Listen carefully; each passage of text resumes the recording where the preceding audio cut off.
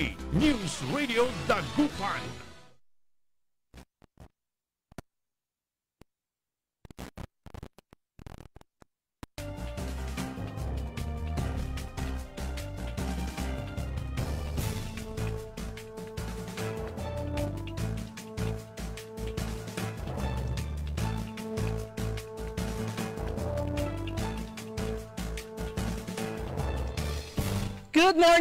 Good morning mga kaibigan.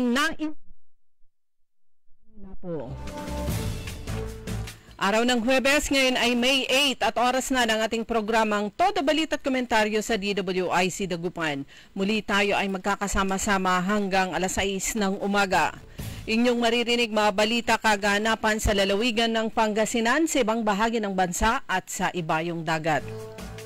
Ang inyong katoda balita, ako si Liway Manantan ni Paragire.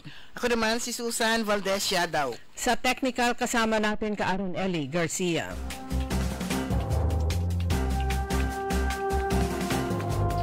Sa ulo ng mga balita sa Balitang Nasyonal, buhangin ng Pilipinas ginamit sa China. Balita. Lokohan lang. Todo Balita. Anak ng Quezon City vendor, Balita. Balita sa ibang dagat, Pakistan re-resback sa atake ng India. Todo Balita. Sa balitang lokal,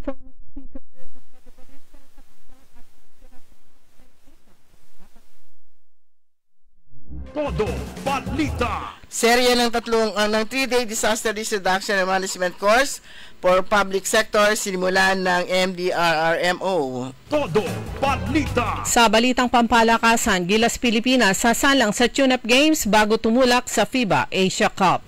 Todo Balita. At ngayon sa detalye ng ating mga balita. Ipinag-utos ni Pangulong Ferdinand Marcos Jr. na imbestigahan ang ulat na ang buhangin mula sa mga baybayin ng Pilipinas ang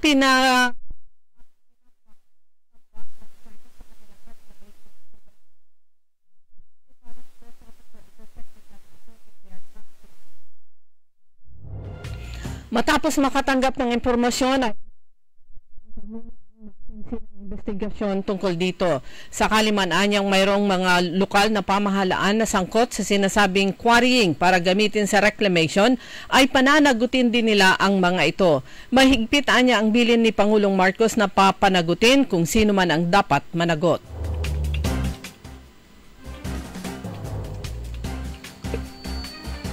Samantala, simula ngayong araw, ng pulis ang seguridad sa buong bansa.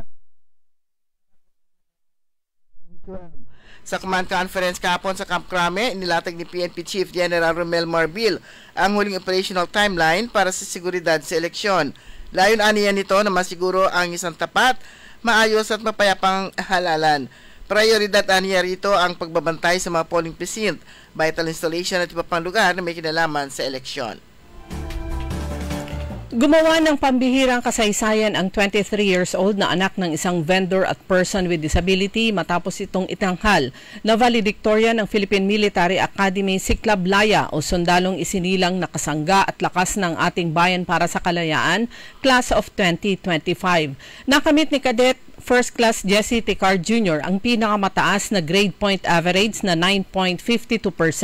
Siya ang ika-4 sa PMA history na nakakuha ng summa cum laude status matapos si Cavalier Artus noong 2021 na may grade na 9.51%, si Cavalier Gairlan noong 1995 na merong 9.38% grade at si Cavalier Lorenzo noong 1997 na nakakuha naman ng 9.32%. Si Tikar ay bunso sa kanilang tatlong magkakapatid. Ang kanyang ina ay nagtitinda ng ballpen at envelope sa Quezon City habang ang kanyang ama naman na dating taxi driver ay isa na ngayong PWD matapos magkasakit. Kinontra ni dating Senate President Vicente Tito Soto III ang pagpapatupad ng mandatory drug test sa mga public utility vehicle o PUV driver. Lukuhan lang ang drug test sa mga driver, git ni Soto sa panayam.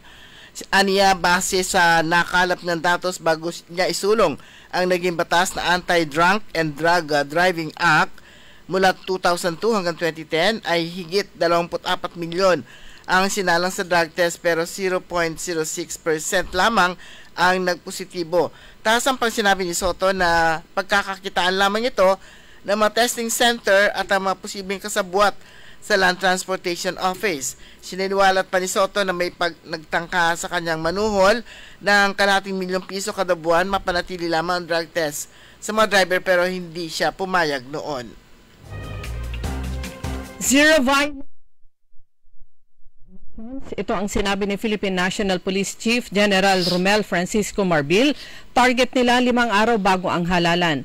Ayon kay Marbil, hangad nila ang maayos at ligtas na pagsasagawa ng halalan sa buong bansa. Sa pagbubukas ng National Election Media Action Center, sinabi ni Marbil na layon nila na makamit ang zero violence sa buong panahon ng halalan. Mahigit ang direktiba ni Marbil sa lahat ng police commanders na bumaba sa mga komunidad at gamitin ang lahat ng kanilang resources upang hadlangan ang mga tao o grupo na magtatangkang maghasik ng kaguluhan sa eleksyon. Ibinasura ng International Criminal Court Pre-Trial Chamber ang apela ng kampo ni dating Pangulong Rodrigo Digong Duterte na iitsapuera ang 2 judge sa isyu ng jurisdiksyon ng tribunal sa kasong crimes against humanity ng dating Pangulo. Sa 4 na pahinang desisyon, may petsang May 6 at nilagdaan ni Presiding Judge Julia Antonella Motok. Ipinaliwanag ng tribunal kung bakit hindi mapagbibigyan ang kahilingan ng kampo ni Duterte.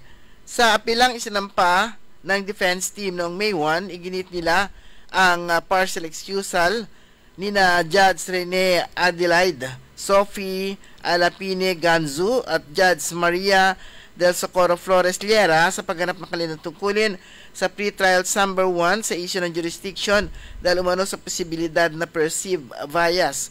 Isinampan nila ang petisyon sa kaparehong araw na kinwestiyon ang jurisdiction ng ICC sa kaso ni Duterte sa katwirang kumalas na sa Rome Statute ang Pilipinas. Iginiit naman ni Senate President Francis Escudero na tanggalan ng driver's license ang mga irresponsableng motorista na sangkot sa road rage at iba pang vehicular crashes upang magkaroon ng disiplina sa mga kalsada. Sinabi ni Escudero na nauso na sa social media ang mga content ng mga kamote drivers na ibinabandera pa ang kanilang mga paglabag. Para kay Escudero, hindi sapat ang pagsususpende ng lisensya ng mga drivers. Idinagdag ni Escudero na nakakalungkot na nananatiling pangunahing sanhi ng mga problema sa kalsada sa bansa ang kawalan ng disiplina sa kalsada. Itinalang kabuang utang ng pamahalaan ng Pilipinas sa 16.68 trilyon noong katapusan ng Marso, mas malaki ng 51 billion kaysa tinala noong Pebrero ayon sa datos ng Bureau of Treasury. Kung paghahati-hatian ito ng 115 milyon Pilipino, sanggol man ng matanda, papatak sa 145,078,000 ang sagot ng bawat isa, nahigit pa sa 6 na buwang sweldo ng isang minimum wage earner sa National Capital Region. Ayon sa datos ng Bureau, 342 billion naman ang ginastos ng pamahalaan mula Enero hanggang Marso ngayong taon para sa debt servicing. 101.022 billion dito ang napunta sa amortization ng utang at 241 billion naman ang napunta sa pagbayad lamang ng interes sa mga ito. Industries Incorporated na silipin at busisiin kung tama ang naging paglalagay ng bollard sa Ninoy Aquino International Airport. Sinabi ni Dr. Jesus Aranza, presidente ng FPI. Dapat malaman kung tama ang naging installation o paglalagay ng mga steel bollard sa bahagi ng NAIA Terminal 1 departure area na isa sa tinitignang dahilan ng magdugong trahedya sa paliparan nitong May 4. Ang pahayag ni Aranza ay bunsod na rin ang pagkasira ng steel bollards ng salpukin ng isang itim na SUV na ikinasawi ng 2 katao sa naturang paliparan. Dumako naman tayo sa ating balita sa ibayong dagat. Nagbanta ang Pakistan na reresbakan nito ang India matapos silang atakihin ng huli na nagresulta sa pagkasawi ng 3 katao kabilang isang bata kahapon na madaling araw. Ayon kay Pakistan Prime Minister Shehbaz Sharif, karuwagan ng pag-atake ng India sa 9 na lugar ng kanilang bansa pasado 1:00 ng madaling araw. Matatanda ang kapwa inaangkin ng India at Pakistan ng Kashmir kung saan nung nakarambuan ay pinagbabaril ng rebelding grupo mula sa Pakistan na mga turistang India na nasa lugar. Isinagawa naman ng India ang Operation Sindur upang targetin ang mga kampo ng mga terorista sa Pakistan at Pakistan-occupied Kashmir bilang tugon sa Pahalgam attack noong Abril 22 na nagresulta sa pagkasawi ng 26 na katao. Dumako naman tayo sa mga balitang lokal. Sa pang-apat na distrito ng Pangasinan sa kabila ng kanyang edad, todo pa rin ang sigasig ni dating Speaker Jose De Venecia Jr. o mas kilala bilang JDV sa pagsuporta sa kandidatura ng kanyang asawa na si Manay Gina De Venecia bilang kongresista ng ika-4 na distrito ng Pangasinan. Kitang-kita ang dedikasyon ni JDV sa mga motorcade at pangangampanya ni Manay Gina kung saan hindi lamang niya pinatunayan ang kanyang pagmamahal bilang asawa kundi ang patuloy na malasakit sa mga mamamayan ng distrito na matagal niyang pinagsilbihan. Ayon kay Manay Gina, ibang klase ang pinapakita ni JDV hindi lamang sa kanilang distrito kundi sa buong bansa at maging sa ibang panig ng mundo. Aniya, siya ang tunay niyang inspirasyon sa kanyang paglilingkod. Dagdag pa ni Manay Gina na kasama ang kanilang anak na si Congressman Christopher De Venecia, nais nilang ipagpatuloy ang legasiyang iniwan ng dating leader, isang pamumuno na nakaugat sa malasakit at tunay na serbisyo sa publiko.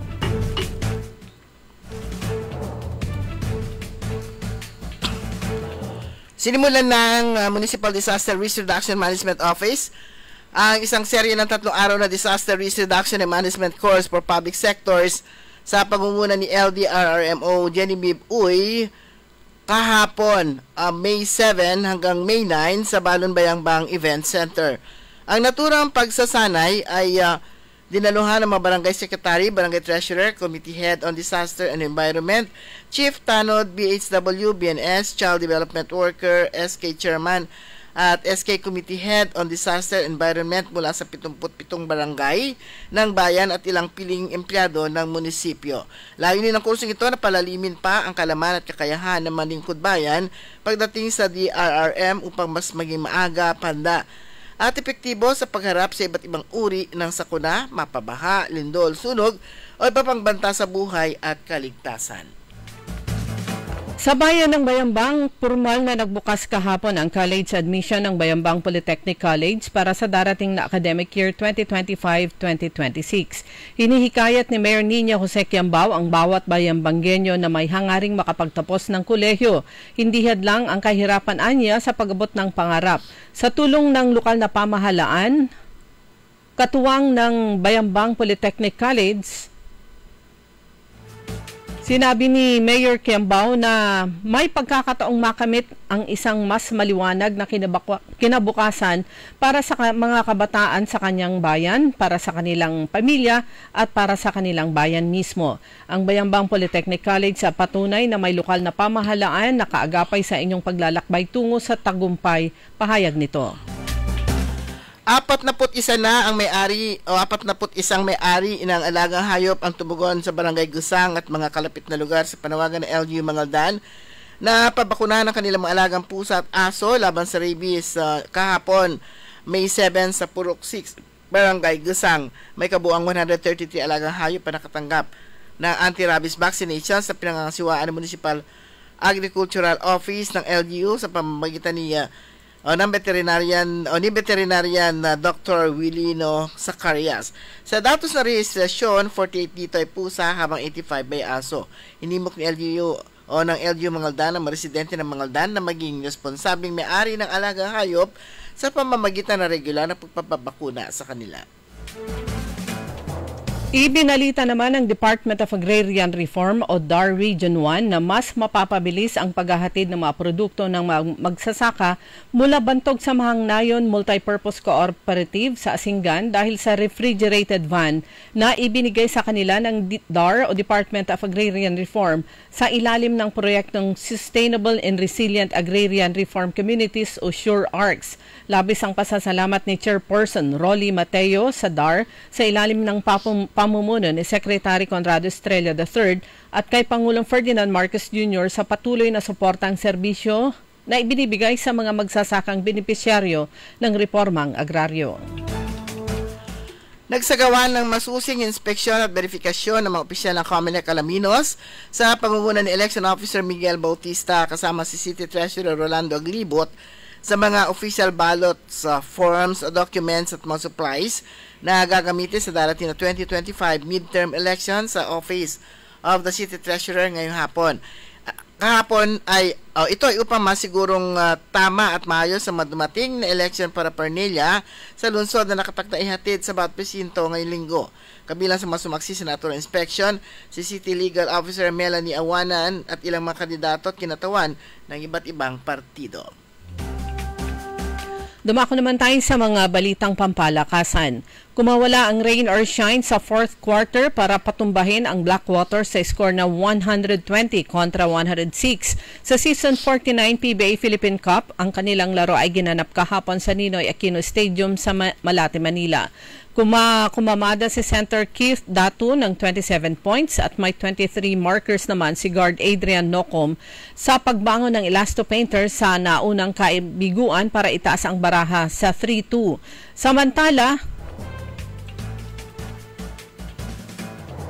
target ng Gilas Pilipinas na sumalang sa ilang tune-up games bago tumulak sa FIBA Asia Cup proper na idaraos sa Agosto sa Jeddah, Saudi Arabia. Ito ang inihayag ni Gilas Pilipinas head coach Tim Cone kung saan magiging saksi o magiging maiksi lang ang preparasyon ng tropa. Nakatakdang matapos ang PBA Philippine Cup sa Hunyo 27 habang magsisimula naman ang FIBA Asia Cup sa August 5. Sumanya kabuuan ng ating newscast sa ating Todo Balita at Komentaryo. Kami po yung matagapagbalita. Ako po si Susan Valdez Yadaw. Ako naman si Liway Manantani para Gira. Ang oras po natin alas 5:18 ng umaga. Gina tayo kay Gina de Venecia. Love tayo ni Manay Gina. Maaasahan at handang tumulong sa 4 distrito ng Pangasinan. Chika na ba kay Manay Gina? Manay Gina de Venecia. Love natin si Manay Gina. Manay Gina de Venecia. 4 distrito, Gina ba kayo? Gina! Hello, Dagupan, Manawag, Mangaldan, San Fabian, San Jacinto. Gina ba kayo?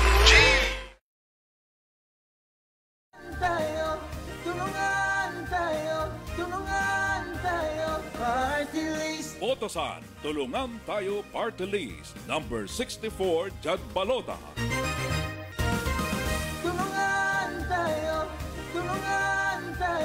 Tulungan tayo, party list. Iboto, Tulungan Tayo Party List, number 64 sa balota. Political ads paid by 64 Tulungan Tayo Party List, San Miguel, Calasiao, Pangasinan. Nakikita pa ba ang pagmamano sa mga Pilipino ngayon, lalo na sa mga kabataan ngayon? Meron siguro, pero yung iba, inuutusan pa. Huwag sanang mawala ang tradisyong ito na nagpapakita ng paggalang sa nakatatanda. Atin ito, Pinoy ito. Kapag nakakita ng kabataan, paalalahanan at tanungin, nagmano ka na ba? Isang paalaala para walang makalimot. Hatid ng ALC Group of Companies, Aliw Broadcasting Corporation, Station DWIZ News Nationwide, DWIZ News FM Regional Group, Home Radio 97.9, Aliw Channel 23, Philippines Graphics, Cook, Plan Bank, Business Mirror, Filipino Mirror, Brown Madonna Press Inc., City State Savings Bank, AAA Southeast Equities Inc., Filipinas Pawn Shop, at ng Sandari Batulao. Markoleta sa Senado, Markoleta sa inyo'y magseserbisyo, malalagot ang mga mapangabuso. Markoleta sa Senado. Iboto Dante Marcoleta for Senator number 38. Ladies and gentlemen, the new face of your favorite resto bar in Dagupan City. The original party place in town. The Music Warehouse Club, Dagupan City. No need to go to Manila's top bars like Silo and BSK Club. Dagupan has it all. Fully air-conditioned with free entrance, free parking, and restrooms for all. Doors open at 7 p.m. Do well, live well, and dress really well. Find us at Paris Street, Barangay Pogo, Chico. Contact us at 075-522-2617. Reserve your tables now. DWIZ. Liway Manantan at Isusan Yaraw sa Todo Balita.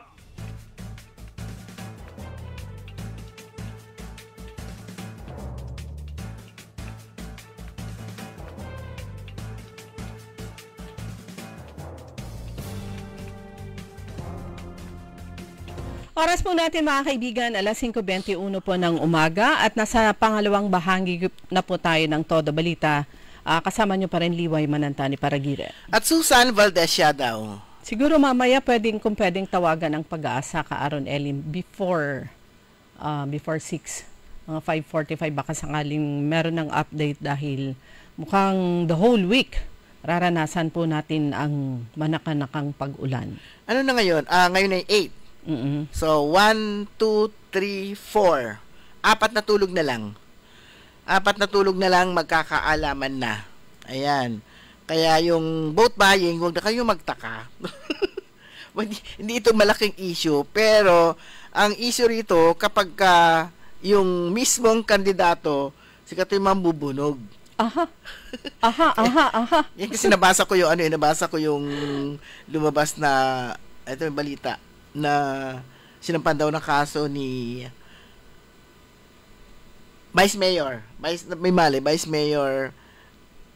Sammy Rosario, si Mayor Pete Mirera ng disqualification case kasi nga meron daw nag-send sa kanya ng video na di umano sikat mismo personal, so nag-a-assist sa pagbo-vote buying. Pero yung siyempre video, tinignan ko naman. Ano yung date? Hindi ko na rin napansin. Kaya lang, whatever the date, siguro itong election period. Yung iba naman, meron ding sinampan din na kaso din sa SWAL ng disqualification case din si Mayor Dong Kalugay dahil siya mismo rin naman ang nagpa-picture pa. Yan. Alam niyo yung term ngayon ay hindi ebidensya po ang tawag po nila, may resibo. Ayun yung term nila ngayon, yung resibo. Proof of purchase.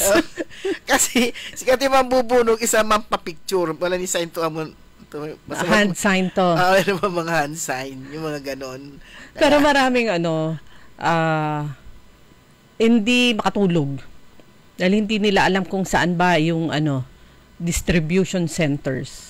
Ayan. At saka yung hinahanap nila yung mga pangalan nila sa listahan. Meron yung kakwentuhan ko kahapon. Sabi nila, okay na, nakalagay na yung pangalan ng anak ko na lampas 18 years old na. Bakit ngayon nawawala yung kanyang pangalan? Yan yung mga listahan, hindi pa sa listahan ng COMELEC o voters list, kundi listahan sa mga distribution centers. Akala ko naman listahan okay, listahan ng ayuda. Mga pakurong. Oo, yung parang yung alala ko rin, ang putsa, nagpunta pa ako doon, kala ko kung anong listahan yun. Listahan, nakalimutan ko na kung ano yun, pero natawa ko yung mga listahan nila. Listahan daw pala sa yung 2K? Listahan para sa fun run. Kasi may baka pumirma siya sa 3K o 10K. Kilometer. Ang gagaling ng mga Usong-uso ngayon sa post sa mga Facebook yung dasal naman. Oo, na ayuda, sumanib ka na. Ayuda, sumanib ka na. Kasi may mga lugar, katulad dito sa Dagupan, ang dami nyung nakapansin kasi dati-dati kapag nasa labas ako, tinatanong nila, grabe ang bigayan dyan sa Dagupan. Ngayon, tahimik sa Dagupan. Tahimik sa Dagupan. Alam nyo kung nagkataon, pag masusunod yung plano ng mga kandidato na talagang wala ng bilihan, mawawala na ang bilihan dito sa Dagupan. Sana dumating yung panahon na yon. Although syempre alam po natin din naman basta-basta biglang mawawala yon. Kundi unti-unti, dahan-dahan. At sana dumating yung panahon na yon para yung mga young generation, yung mga new voters ay makita nila yung tunay na essence ng Kaya lang naalala election. ko, parang mahirap talaga kasi yung mga bata kamo, di ba, meron yung student council, election ng student council. Sila pa lang pag umikot na sila, namimigay na sila ng candy. Oo. Namimigay na sila. Sa ano yun, sa school. Oo, namimigay na sila ng mga token. Kung ano-ano yung mga pinamimigay na rin nila. Vote buying din yun eh. Pero parang sana yung mawala yung yung pera-pera. Oo, matindi yung pera-pera. Matinding, yung nagiging matindi na yung pagnanasa ng mga ilang botante o maraming botante na gusto nila yung yung malaking pera pagdating o bago ang halalan mismo. Pero ako nararamdaman ko dito sa Dagupan, parang nagising na yung mga tao eh. Parang ang dami yung tanggap nila na hindi na sila tatanggap na ayuda. Ang dami yung tanggap nila sa sarili nila na dapat hindi na sila tatanggap ng ayuda. Ibobotohan na lamang nila kung sino yung gusto nila. Kung sino yung nasa puso nila at yung alam nilang talagang magiging tunay yung serbisyo. Pero dito po pero, sa... ano ko lang, baka makalimutan ko. Meron kasi akong pinost na parang, wag maging basehan. Parang wag maging basehan ng pera. Kundi yung kahit na walang ibibigay sa inyo, basta makapagbibigay ng magandang serbisyo sa mga susunod na taon, yun ang iboto. Wala kibabalin kini. Siya nga to George Galvan. Sa ikwanto, taboy kilad ilog kanto. Ano ba tang kumot? Si kayong taboy bukur mo.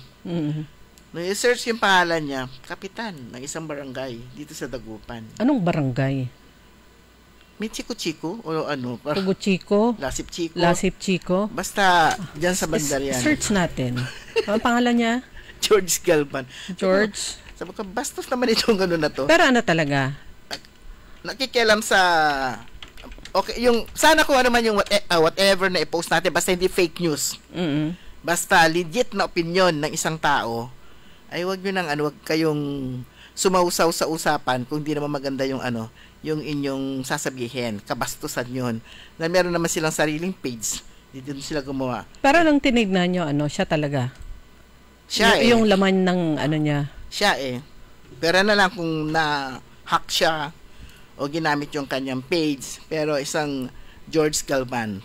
Kasi lahat na sinasabi, correct ka dyan, so tama yan, parang ganon. So, hindi niya first time Hindi mag-comment. Parang first time ko nga nakita yung na nag-comment sa page ko. At friend ko siya.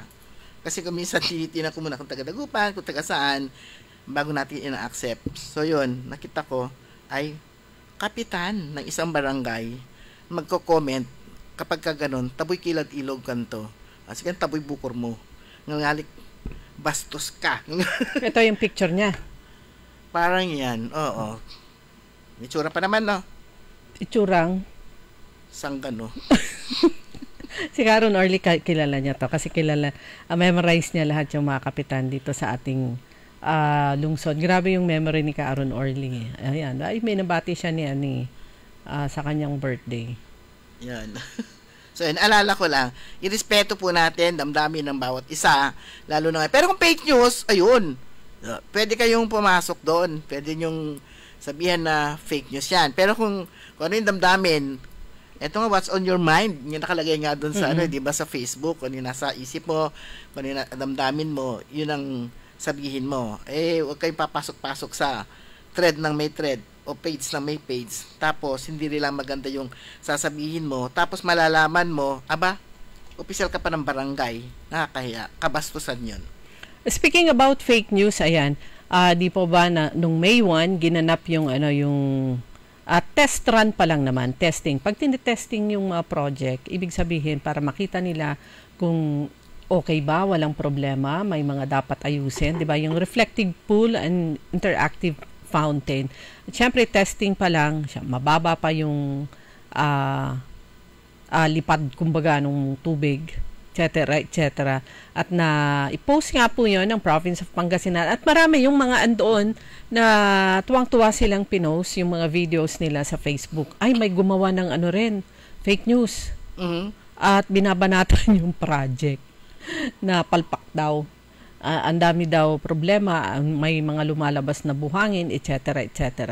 Yung mapintasan ba ang proyekto ni Governor Ramon Gico III, kaya nga test run 'di ba? Hindi pa naman full. Test run para talaga ang purpose nun para makita kung merong dapat man na ayusin pa, anong problema, parang yung sabi may buhangin na lumalabas para makita po lahat 'yon. Pero yung anunsyohan nakaraan sa interviews ni Governor Ramon Gico III, expected nila na matatapos lahat at maging full operational yan by December. Yes, so matagal pa, marami pang gagawin. Test run pa lang 'yon. Parang ano rin yan, parang road test, gano'n. Pag may sasakyan ka, drive test man tawag doon, o road test, kung ano man yun, itetest lang nila, yan para makita nga kung ano nga yung mga kailangan pa, kung may diferensya ba o ano. Para nga yung masasakyan nga kapag kabago, pag makikita mo, pag i-deliver sa'yo, hindi siya naka-zero. Ano tawag doon? Zero yung, mag-start sa zero, hindi. Kasi na-road test, na drive test na yung mga yon, nagamit na kahit pa paano.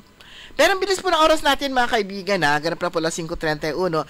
Sa pagbabalik natin mamaya, ipaparinig natin yung ano kahapon kasi may pwede po bang ulitin ninyo? Hindi rin nila masyadong mukhang maganda, hindi nila masyadong narinig yung tungkol doon sa Dear Gob. Yan, pagbalik po natin yan mamaya. Oras, ganap na alas 5:32. DWIZ. Ang balitang ito ay inihatid sa inyo ng MX3. MX3. Dito ako, believe. Gina tayo kay Gina de Venecia. Love tayo ni Manay Gina. Maaasahan at handang tumulong sa 4 distrito ng Pangasinan. Manay, Gika na ba kay Manay Gina? Manay Gina de Venecia. Love natin si Manay Gina. Manay Gina de Venecia. 4 distrito, Gina ba kayo? Gina!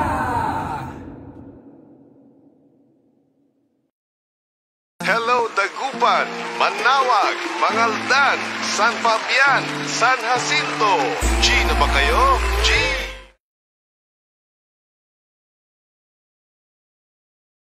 Linis at sariwang pagkain sa pang-araw-araw at handaan tuwing may okasyon? May suggestion kami sa iyo. Tayo na sa Macador Market na kung saan inyong mabibili ang mga mura, sariwa, malinis at ligtas na bilihin tulad ng karne ng baboy at baka, manok, isda, gulay at iba-ibang sangkap sa pagkain. Matatagpuan din sa Macador Market ang dry goods, groceries, eateries at fruit section. Kaya ano pang hinihintay nyo? Gawing bongga ang handa mo everyday with Macador Market. Macador Market is open from 4 a.m. to 8 p.m. Visit us at Macador Market, Galvan Street at Zamora Street sa downtown, Dagupan City. Pakinggan natin ang tinig ng babaeng ito. Tao dito na tinatakot at nananakot.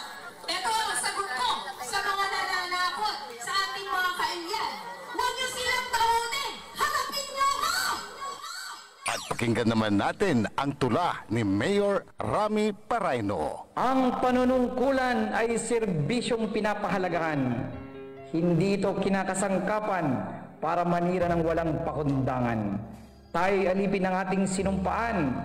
Pagmamahal at respeto sa kapwa ang siyang ating daan. Maglilingkod ng tapat ayon sa kagustuhan ng mamamayan. Para sa bayan, iwaksi ang kasamaan at mga ganid sa kapangyarihan. Maniwala ka, dulot nito'y walang kumpay na kahirapan, madlay masasadlak pa sa kawalan. Ating pag-asa ang binibini na minumutya. Nakapiring ang mga mata, simbolo ng katarungan at hustisya. Samahan pa ng panalangin o sinta para sa mga walang budhing tatamaan ng sentensya. Makakaasa po kayo, tamang adikain aking paninindigan. Mayor Rami Paraino, ang tunay na anak ng Ordaneta. Hoy mga suki, hanap nyo ba ay mga murang bilihin, malinis at sariwang pagkain sa pang-araw-araw at handaan tuwing may okasyon? May suggestion kami sa iyo. Tayo na sa Macador Market na kung saan inyong mabibili ang mga mura, sariwa, malinis at ligtas na bilihin tulad ng karne ng baboy at baka, manok, isda, gulay at iba-ibang sangkap sa pagkain. Matatagpuan din sa Macador Market ang dry goods, groceries, eateries at fruit section. Kaya ano pang hinihintay nyo? Gawing bongga ang handa mo everyday with Macador Market. Macador Market is open from 4 a.m. to 8 p.m. Visit us at Macador Market, Galvan Street at Zamora Street sa downtown Dagupan City. DWIZ Liway Manantan at Susan Yaraw sa Todo Balita. Alas 5:36 na po mga kaibigan at kayo pa rin ay nakikinig sa Todo Balita. Siyempre nasa ikalang bahagi pa rin po tayo nating paghatid nating mga balita. At ngayon sa ating mga balita sa ating lalawigang Pangasinan ang lalawigang ang galing. Pero bago yon, paalala sa ating mga kababayan kasi parang nagta-transition na ng from summer to tag-ulan. Tuwing hapon umuulan na yan. Kaya magbaon po kayo ng mga payong. Yan. May baon ako ng payong kahapon pero nabasa pa rin ako. Kasi yung payong ko 1 oras bago mabuksan. Pang lang siya, pang tricycle. Hindi siya pang araw, hindi siya pang ulan, pang tricycle. Yung iniiwan sa tricycle. Naiiwan sa tricycle. Bago mo nabuksan, basang-basa na. Kaya, ayan, agkukin, agkumakaingas. Okay, mga kaibigan, kahapon nga, iinaw na natin, Dear Gob, sabi nga, ang ganda nun, nung programa yun. Sabi ko parang, parang si Charo Santos, Governor Gico version. Pero ang galing ng pag-deliver niya. Pwede ulitin natin yon. May nagre-request kasi na tagapakinig po natin. Pwede pong pakiulit yung kay Governor, yung Gob, Dear Gob.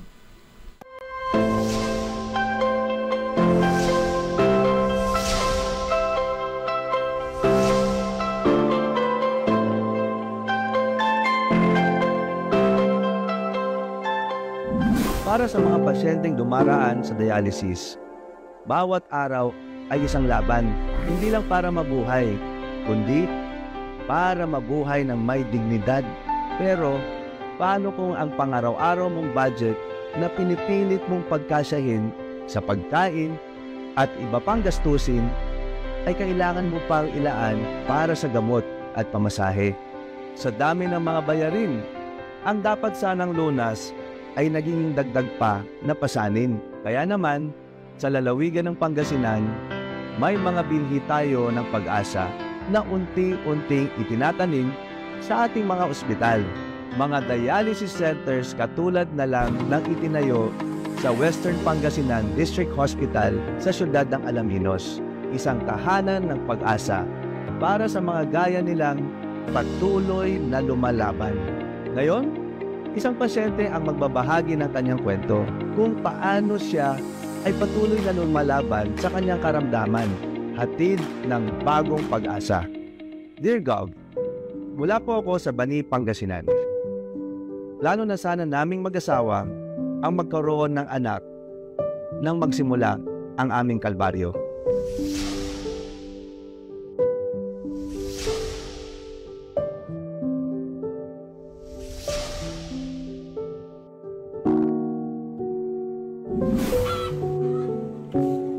Taong 2019 nang buntis ako pero sa kasamaang palad,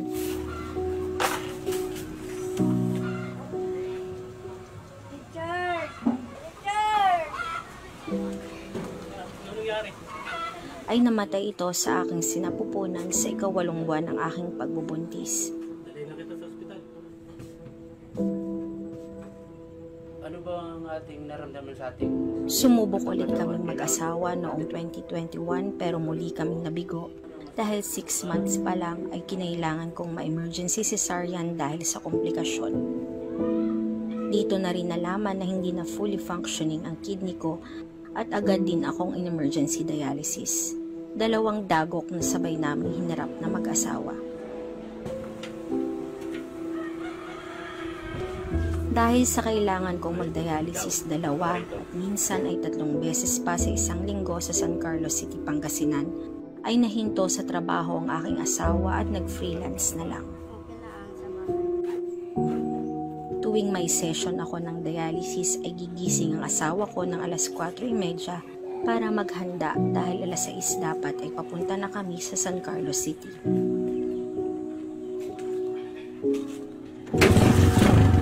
Matapos ang mahigit na 2 oras na biyahe ay maghihintay naman kami na maihanda ang dialysis machine at 4 na oras akong mauupo dito para sa aking treatment. hapon na kami makauuwi. May mga pagkakataon naman na hapon na ako makakaupo sa dialysis, kaya gabi na kami makauuwi. Mahigit 3 taon na ganito ang naging buhay naming mag-asawa.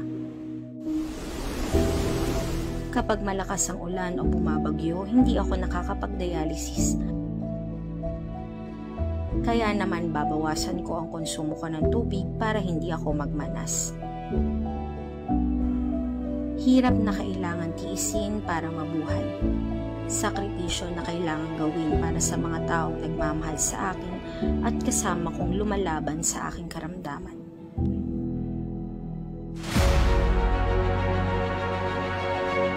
Hanggang sa magbukas ang dialysis center sa Alaminos. Halos 15 minutes na lang ang biyahe kaya sobrang dali na para sa akin na magpa-dialysis. Dahil din dito, mas marami ang pagkakataon ng aking asawa na tumanggap ng trabaho.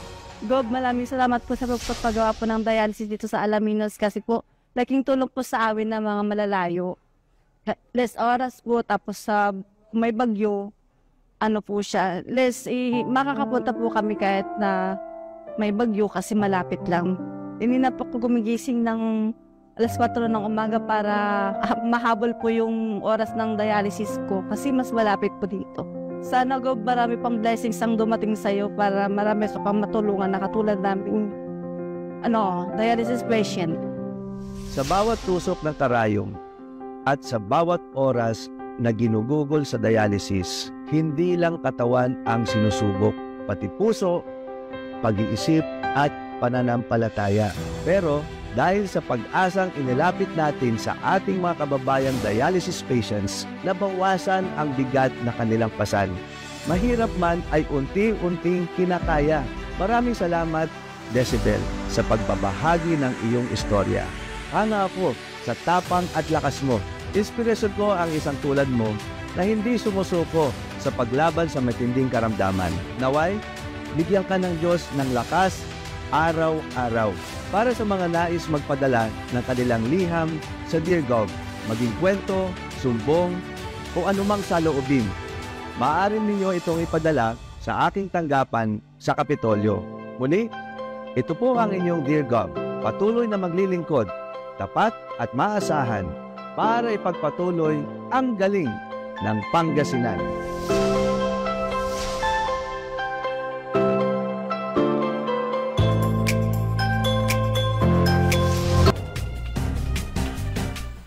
Okay, so yun po si Dear Gov.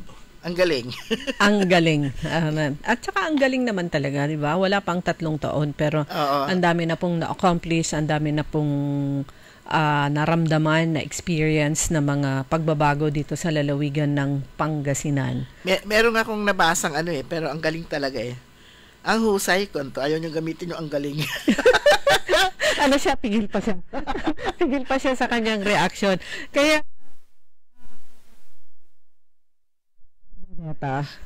ano man po yung inilalapit sa inyo na yung agenda, yung 9-point agenda ni Ginang Maanggi ko, yan po ay serbisyong ang galing, serbisyo ng mga Giko. So kung paano po yung pagsiservisyo at pag-iisip at pag-i-implement ni Governor Giko ng kanyang mga proyekto dito sa buong lalawigan ng Pangasinan sa kanyang administrasyon. Siyempre, ini-expect din at i-expect na ganun din ang magiging takbo ng pagsisilbi nitong si Ginang Maanggi ko kung sakasakali. Meron yung present nga niya yung kanyang 9-point agenda. Ito yung kanyang nilapit. At nilalapit pa rin dahil hindi pa naman tapos ang kampanya sa kanyang mga kababayan dyan sa Urdaneta City. Yung number 1 dyan, yung edukasyon, yung kabataan. Number 2, yung para sa mga kabataan, kababaihan. Number 3, sa kanyang 9-point agenda ay yung patungkol sa trabaho, sports. Number 5 sa 9-point agenda ni Ginang Maanggi ko, yung transportasyon at komunikasyon. Number 6 patungkol sa infrastruktura. Number 7 para sa kalusugan, number 8 para sa agrikultura, at pang number 9 sa kanyang 9-point agenda itong para sa mga senior citizens at mga persons with disabilities o mga PWD. Noong una, yung mga ating mga kababayan dyan sa Urdaneta parang hesitant sila. Kasi siyempre nga, yung battle cry nga nila na hindi siya taga Urdaneta or hindi siya anak ng Urdaneta o hindi bale, ano naman siya, manugang siya or adopted ng Urdaneta, whatever it is. Pero sa tagal na nga, dahil mahigit 1 taon na, di ba, na nagpapakilala siya at nakikita nila siya, palagi nila siya nakakaulayaw, doon na nila nakikilala kung sino si Maan Gico, kung paano siya makitungo, at kung paano siya magsalita, at yung kanyang sinserong pakikisalamuha sa mga tao at saka yung mga proyekto na dala niya ron. Siyempre, hindi po natin maalis na malapit nga sa Patugan, Patugan, marami siya talagang asawa talaga naman, di naman may didinay, asawa siya ni Governor, at hindi naman nila dinidinay na asawa siya ni Governor.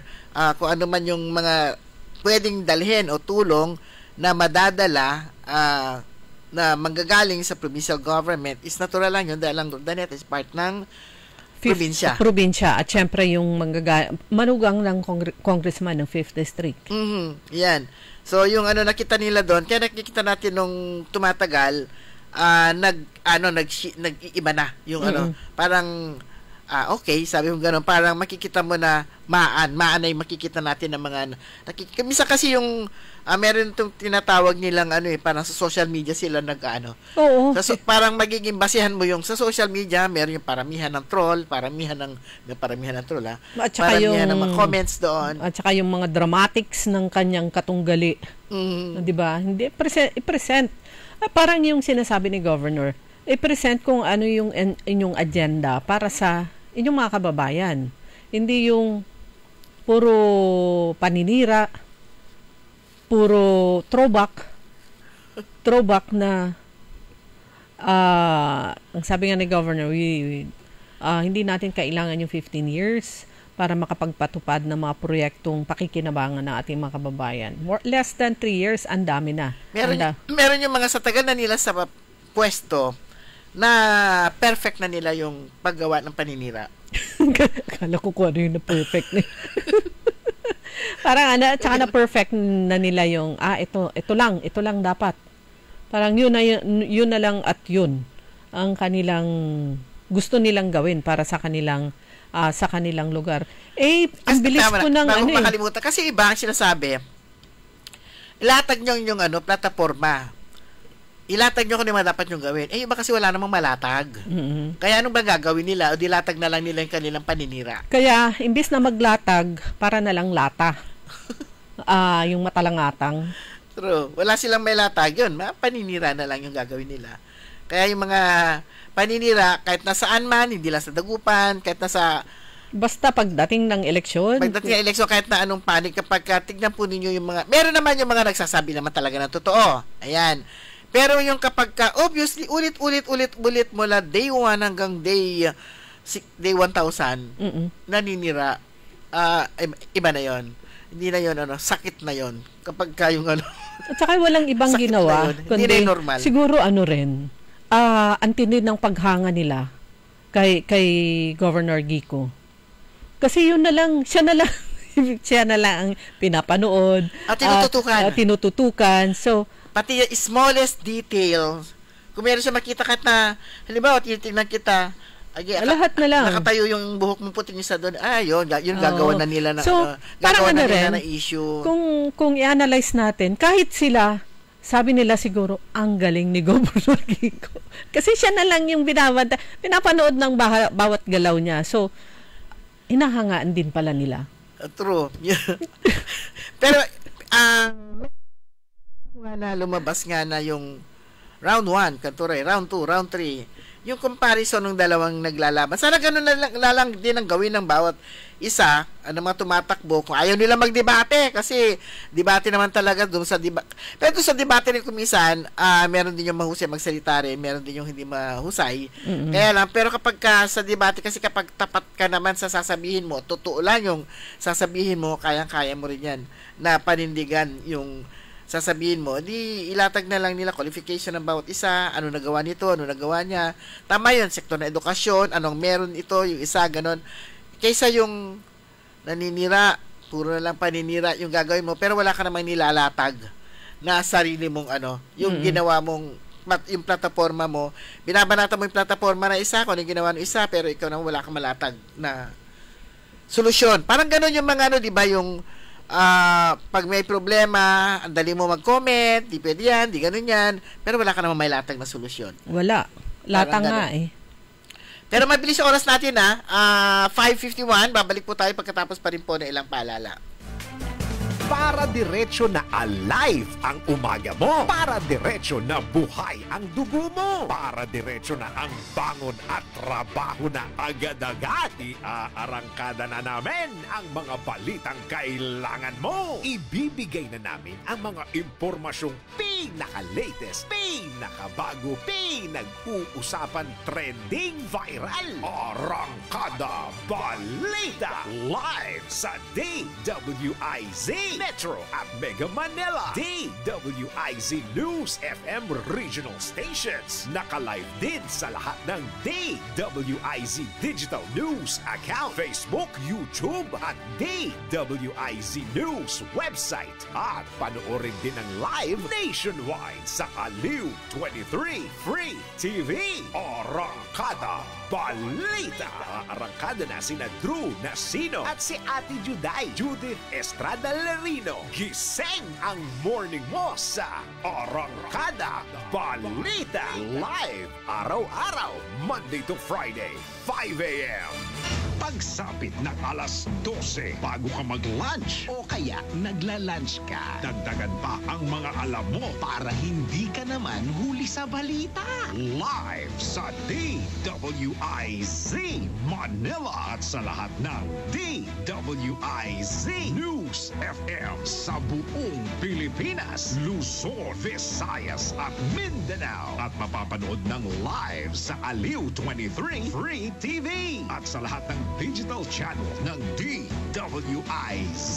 Ang Balitang Bayan. Mga balitang nangyari lang at kasalukuyang nangyayari. Balitang Bayan. Kasama ang opisyal na tagagising ng bayan, si Drew Nasino. Di ka aantukin kapag nalaman mo na ang latest sa Balitang Bayan. Sa patuloy na pagbabalita ng tama at paglilingkod ng tama. Balitang Bayan. Araw-araw, 12 noon. Walang yumayaman sa pagiging empleyado lang. Dapat lahat tayo nagninegosyo. Timing! Narito ang isang programang magbibigay ng tamang gabay sa pagnenegosyo. Pakinggan at panoorin ang mga ekspertong magiging guest dito. Isang show para sa negosyo.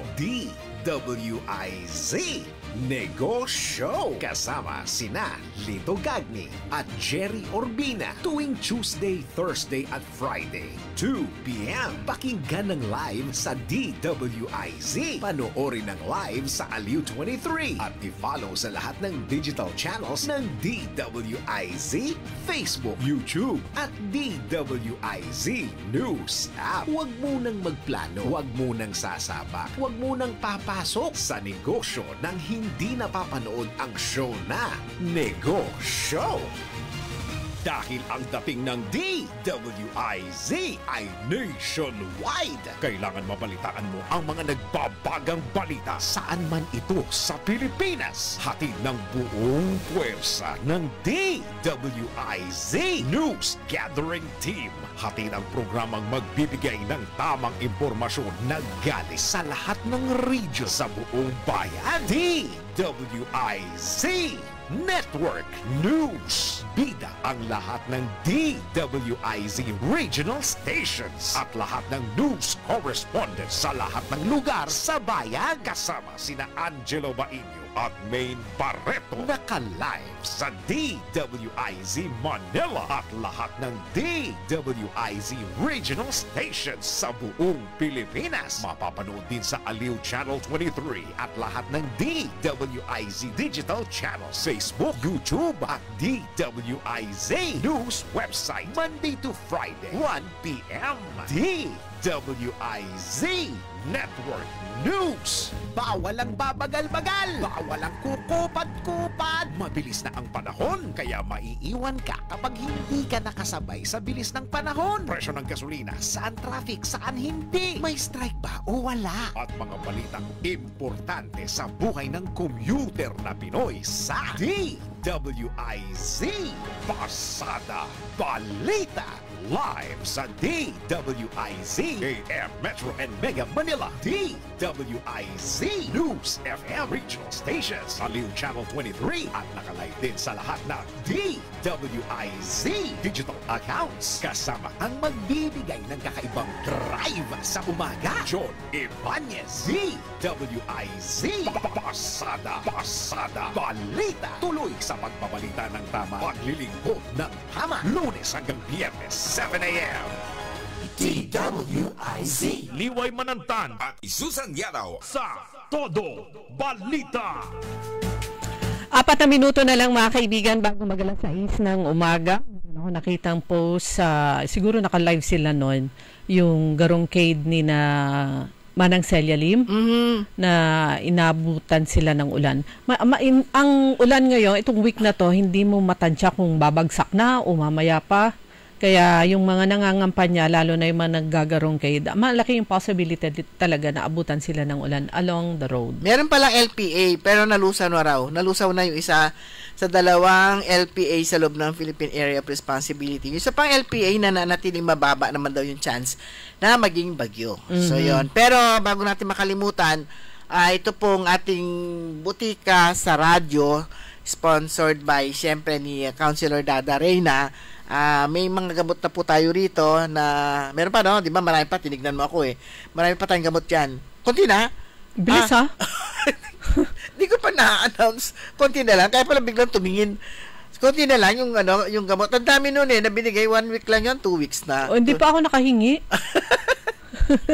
Para sa hypertension. Nagulat ako yung tingin niya, parang parang... Nagulat din siya. Oo, nagulat din siya. Pero nga po, yung binigay nga po ni Councilor Dada Reyna na gamot, malaking tulong din po yun sa ating mga kababayan, yung mga nagme-maintenance, yun, good for 1 month, na may bigay natin bawat isa sa ating mga tagapakinig, ang laking bagay. Pero sabi ni na ating mga pharmacist dito, konti na lang. Pero yung matagal na pong nag-umpisa yung nasabing butika sa radyo na kung saan ito ay partnership ng DWIC, si Councilor Dada Reyna at syempre ng Inner Wheel Club of Downtown Dagupan. Hindi lang po ngayon, matagal na po yan. Pangatlong taon na siya. Pangatlong taon na. Kaya hindi po yan, walang bahid ng politika. Oo, matagal na po yan. Kaya lang, paubos na. Ubos na naman. Okay, good morning po kina Gaheto Emasa Landingin Benjamin, Doris Sanchez Maramba, Ariel Awanan Bandong, Celine Cornel, Preciosa de la Cruz, Manny Morante, Roberto Nimer, Ernesto Musada, si Manny Morante sa Jeddah, Kingdom of Saudi Arabia. At saka si EI. Sino si EI? Si Edwin Inong nanonood. At saka si Bess, yung ating kaibigan, si Ian Meha ba yun? Si Bess at saka si Graciel. Si Grace Matro, good morning. Madam Rose, kasi kahapon nagmamadali daw tayo. Kasi nga, mangirangiras kila, kanto, yakin. Ito, alas sa isla. Agtayo ko nung gabay sa ulang pa sa oras. Kanto. Kaya kailan nangingirasan kanto. Ay, hindi na po namin sakit kasi yung oras. Kaya pinaspasan namin. Kuya Benjitan, good morning. Sir Roberto Nimer, good morning. At Chicora Aquino at Kuya Marjan sa Barangay Tabung, good morning. Kay David Tambidao, Delim. Magandang umaga. At sa iba pa, magandang umaga po sa inyo. At sa lahat ng mga teachers na ngayon ay nakabakasyon, bakasyon na po. At ang start ng klase ay balik na sa June. Ayan. Mga tricycle drivers, mga namamalengke, good morning po. Pero wala tayo sapat na oras. Friday, Saturday, Sunday, election na. Election na. So, yan. Tabayanan nyo na lang po yung mga pakurong. Huwag na kayo. Tabayanan yung mga pakurong. Balita nyo naman kung saan. Yung iba, may mga planggana na sila, may mga timban na sila. Okay, tabayanan po ninyo sa sunod daga. Balita at komentaryo, kami po nyo nakasama. Sa technical side, si Ellie Garcia. Ako po si Liway Manantani Paragile. Ako naman si Susan Valdez. Sa inyo lahat. DWIZ. Sumainyo ang Todo Balita, Lunes hanggang Sabado dito sa DWIZ FM 89.3 News Radio Dagupan. Nagbabalita, naglilingkod sa lahat ng Pilipino. Aliw Broadcasting Corporation. Noon hanggang ngayon,